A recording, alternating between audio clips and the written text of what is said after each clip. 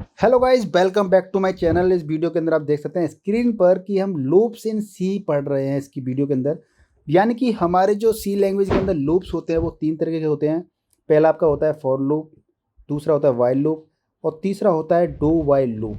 तो इसके अंदर जो हम लूप पढ़ेंगे वो सिर्फ पढ़ेंगे सिर्फ फॉर लूप। ठीक है, तो फॉर लूप का आपका देख सकते हैं आप यहाँ पे क्या बना रखा है, एक फ्लो चार्ट बना रखा है। लेकिन सबसे पहले मैं आपको बात करना चाहूँगा कि हमें लूप की आवश्यकता क्यों पड़ती है, हम क्यों लूप को यूज़ करते हैं सी लैंग्वेज के अंदर, आखिर इसकी ज़रूरत क्या पड़ती है। तो किसी चीज़ को पढ़ें, हम समझें, उससे पहले हमें समझना चाहिए कि लूप का आखिर आविष्कार क्यों हुआ था, क्यों इसकी बेसिक हमें नीड पड़ी थी। अगर मैं आपसे बोलूँ कि आपसे सिंपल सा क्वेश्चन पूछता हूँ कि आपके मैं बोलूँ कि आपको हेलो वर्ल्ड आपको 5 टाइम्स प्रिंट करना है कंप्यूटर स्क्रीन पर, यानी कंसोल पर प्रिंट करना है, तो आप क्या करोगे? आप सी लैंग्वेज के अंदर print F hello world, print F hello world, print F hello world इस तरीके से दे देंगे। जैसे कि अब मैं बता दूं कि आप क्या करेंगे कि प्रिंट एफ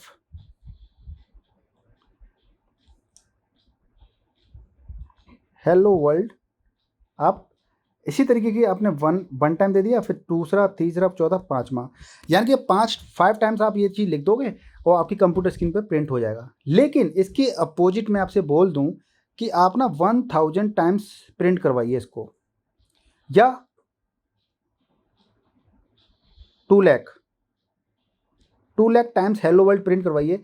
तो क्या पॉसिबल है आपके लिए कि print F hello world, print F hello world इस तरीके से आप 1000 टाइम्स या 2 लाख टाइम्स आप लिखें ऐसे इस कोड को? नहीं पॉसिबल है, पर आपको कई दिन लग जाएंगे। तो हम ऐसा क्यों करें? तो इसलिए हमें क्या जरूरत पड़ती है कि कोई भी काम हमें बार बार करना पड़ता है, हमें इटरेट करना पड़ता है बार बार, उसके लिए हमें लूप की आवश्यकता पड़ती है। तो इसीलिए हम लूप्स पढ़ते हैं सी लैंग्वेज के अंदर। तो आपका for loop, while loop, do loop, while loop, 3 तरीके के लूप होते हैं, जिसमें हम इस वीडियो के अंदर, जैसे कि मेरे को बोला था कि हम सिर्फ फॉर लूप पढ़ेंगे इस वीडियो के अंदर। तो फॉर लूप का ये आपका एक फ्लो चार्ट है, इसको थोड़ा समझ लेते हैं कि फ्लो चार्ट आखिर वर्क कैसे करता है फॉर लूप का। तो इसके अंदर बात करते हैं फ्लो चार्ट का। तो मैं सबसे पहले इसका एक्सप्रेशन लिख देता हूँ मैं फॉर लूप का, तो थोड़ा हमारा लिए जो फ्लो चार्ट है इसको समझना थोड़ा ईजी हो जाएगा। तो इसका सिंटेक्स क्या होता है, जैसे फॉर इनिशियलाइजेशन,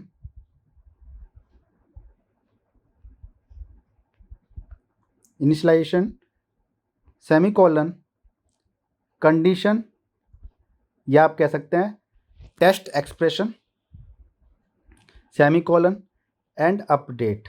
अपडेट की जगह पे आपका ये भी कह सकते हैं कि इंक्रीमेंटल और डिक्रीमेंटल।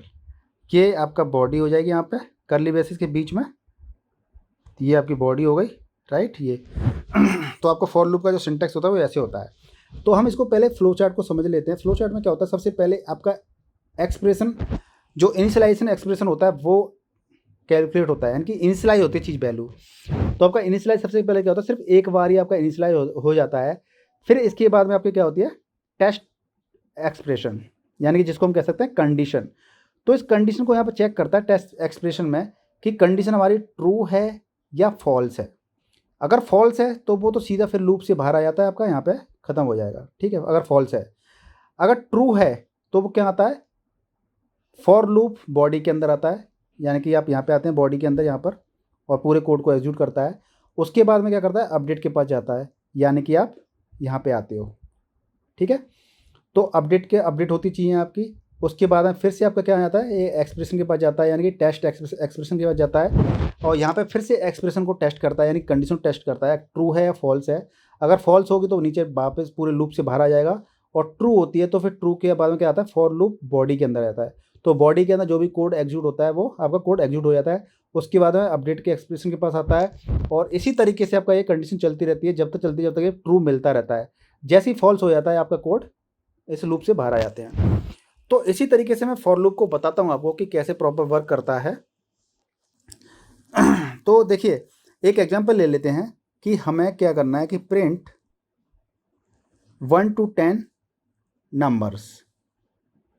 ठीक है, हमें 1 से लेकर के 10 तक नंबर्स प्रिंट करने हैं। तो इसका एक सिंपल सा फॉर लूप से हम कोड बना लेते हैं, फिर उसको हम समझाएंगे कि कैसे वर्क करता है। सिंपल सा कोड समझेंगे। अगर आप सिंपल सा कोड समझ जाएंगे तो उसके बाद आप कॉम्प्लेक्स कोड भी लिख सकते हो, बना सकते हो, ईजी हो जाता है।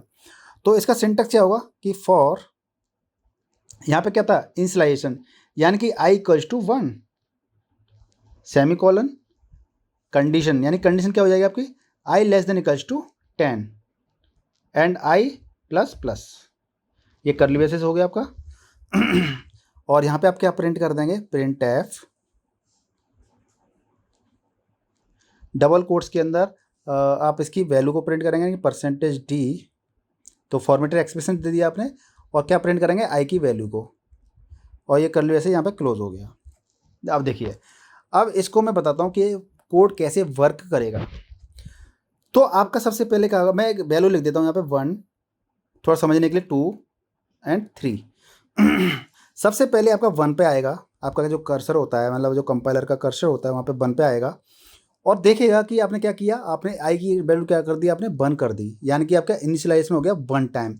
यानी कि 1 पोजीशन पे आपका क्या होता है कि इनिशियलाइजेशन होता है वो 1 टाइम होता है, फर्स्ट टाइम होता है बस, और के इसके बाद में यहाँ पे आएगा नहीं कंपाइलर टाइम पे, ठीक है, जब एक्सप्रेशन को एग्जीक्यूट करते तब। तो आई की वैल्यू 1 हो गई आपकी, इसके बाद में क्या होगा, सेकेंड पोजीशन पे आएगा, और सेकेंड पोजीशन पे आपका देखेगा कि I less than equals to 10, right.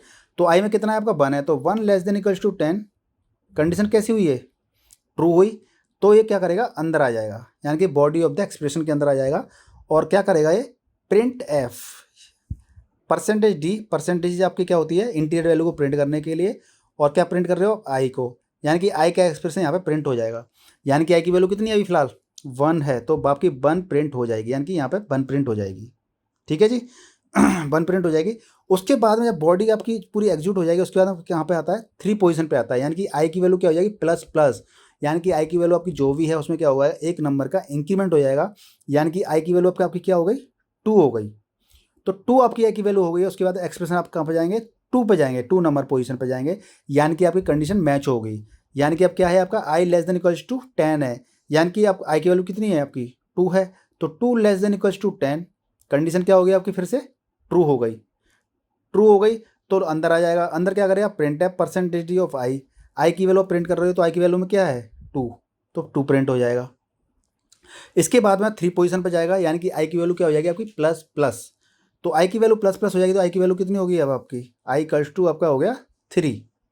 फिर कंडीशन मैच करेगा ये कि I less than equals to क्या 10, यानी कि 3 लेस देन इक्वल्स टू 10, तो फिर से मैच करेगा, ये देखेगा कि कंडीशन ट्रू है आपकी, तो अंदर आ जाएगा, अंदर फिर क्या करेगा 3 प्रिंट कर देगा।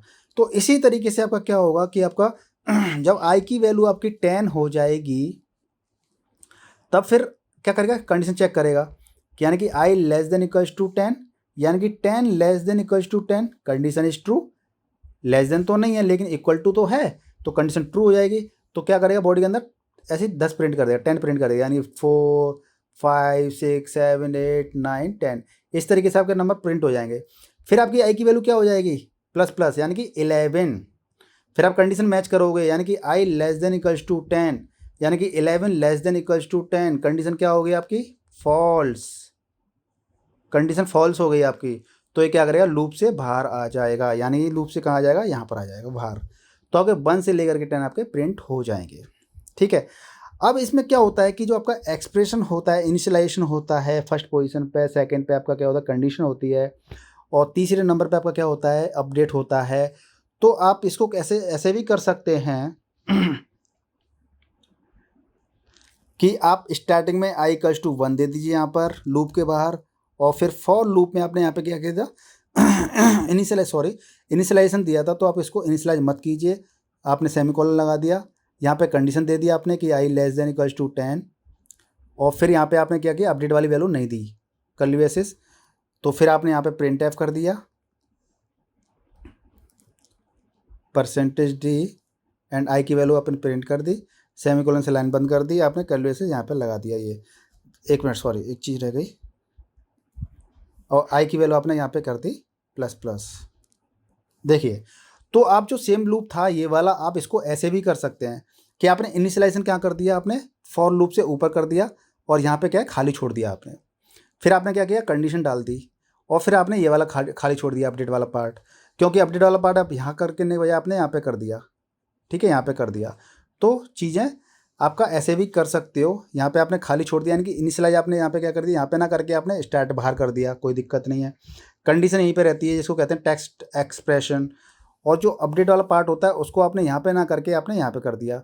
तो सेम चीज़ वही होती है कि आपका फर्स्ट पोजीशन पे क्या होगा, आपका इनिशियलाइजेशन होगा, यानी कि फर्स्ट टाइम चलेगा। सेकंड टाइम में आपका क्या होता है, आपका टेस्ट एक्सप्रेशन एवेल्यूएट होता है कि ट्रू कंडीशन तब अंदर आता है, नहीं तो फॉल्स हो जाता है। और थ्री पोजीशन पे आपका होता है अपडेट, जो कि आपका अपडेट बॉडी को एग्जीक्यूट करने के बाद में ही आपका थ्री कंडीशन पे जाता है।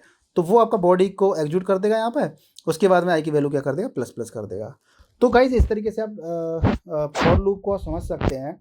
इसी तरीके से एक छोटा सा प्रोग्राम आपको मैं एक और बना देता हूँ, जिसमें मैं क्या करता हूँ कि टू की टेबल को आपके लिए टू की टेबल को प्रिंट करते हैं, राइट। तो टू की टेबल को प्रिंट करते हैं तो उसके लिए एक छोटा सा प्रोग्राम बना लेते हैं। अभी मैं आपको क्या है ना, सारी चीज़ें स्क्रीन पे बता रहा हूँ, यही सारी चीज़ें मैं कंप्यूटर स्क्रीन पे भी आपको एग्जीक्यूट करके बताऊंगा कि कंप्यूटर स्क्रीन पे भी कैसे कोड करते हैं, विजुअल स्टूडियो कोड के अंदर कैसे कोड करेंगे इसको, तो वो भी बताऊंगा मैं। इसलिए पूरा वीडियो आप लास्ट तक देखिएगा। तो देखिए हम टू का टेबल लिखते हैं, तो टू का टेबल कैसे लिखते हैं, यानी कि 2 × 1 2, 2 × 2 = 4, 2 × 3 = 6, 2 × 4 = 8। तो इस तरीके से हम क्या करते हैं, 2/10 20, राइट। इस तरीके से आप लिखते हैं। यानी कि इस पे आप एक चीज़ देख रहे हो कॉमन, कि आपका 1 से लेकर के जो 10 तक है आपका ये एक लूप चलेगा, राइट, कि 1 से लेके, और सब मल्टीप्लाई किसका करते जा रहे हैं, 2 का मल्टीप्लाई करते जा रहे हैं, तो आपका 2 का टेबल बन जाएगा, ठीक है। तो हमारा सीधे सीधे दिख रहा है कि 1 से लेकर के आपका 10 तक एक आपको लूप चलाना पड़ेगा, यानी कि फॉर i = 1 से लेकर के और i <= 10 तक, और i की वैल्यू क्या कर देंगे, प्लस प्लस कर देंगे, कर्ली ब्रेसेस। तो आपको इसमें क्या करना है कि जैसे कि प्रिंट एफ %d, परसेंटेज आप समझ रहे होंगे, फॉर्मेट आइडेंटिफायर होता है। कभी भी कोई भी हमें प्रिंट एफ में कोई वैल्यू प्रिंट करनी होती है तो उसके लिए %d लगा लेंगे इंटीजर टाइप के लिए, ठीक है। और यहाँ पे मैं क्या करूँगा कि i × 2 एंड कर्ली ब्रेसेस ये। तो देखिए i × 2 को 2 कर दिया मैंने। तो फर्स्ट टाइम आप जब देखेंगे तो फर्स्ट टाइम आपका एक्सप्रेशन क्या होगा, इवेल्यूट होगा, सेकंड टाइम पे कंडीशन चलेगी, और तीसरी पे क्या होगा, आपका अपडेट होगा। तो फर्स्ट टाइम में आपका क्या हो गया, i = 1 हो गया, कंडीशन चेक करेगा कि i <= 10, यानी कि 1 <= 10, कंडीशन ट्रू है, अंदर आ जाएगा। जब अंदर आएगा तो ये %d यानी कि वैल्यू प्रिंट हो जाएगी। कहाँ से प्रिंट होगी, यहाँ से प्रिंट होगी ये।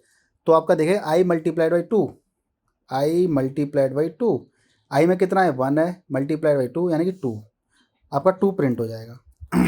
फिर 3 कंडीशन पे आपका क्या होगा, i की वैल्यू क्या हो जाएगी, आपकी 2 हो जाएगी i की वैल्यू। कंडीशन एक्सप्रेशन चेक करेगा कि 2 <= 10, कंडीशन इज ट्रू, अंदर आ जाएगा। तो i × 2 करेगा ये फिर से, i के अंदर कितना पड़ा हुआ है, 2, यानी 2 × 2 = 4, तो 4 प्रिंट हो जाएगा आपका। तो इस तरीके से आपका लूप चलता रहेगा और आपकी चीज़ें प्रिंट होती रहेंगी। तो आपका इस तरीके से आपका लूप क्या होगा, 2 का टेबल प्रिंट हो जाएगा।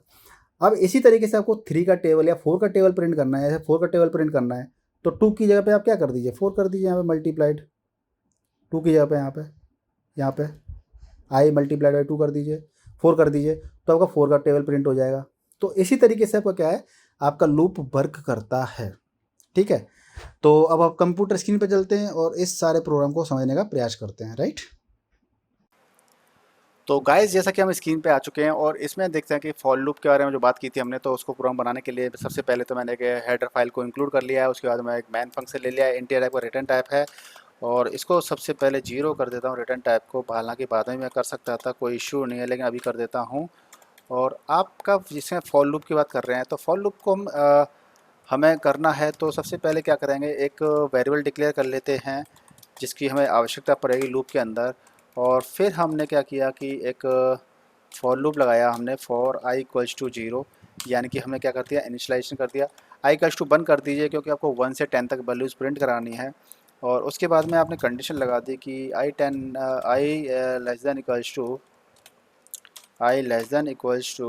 10, ठीक है, क्योंकि हमें 10 तक वैल्यू को इटरेट करना है।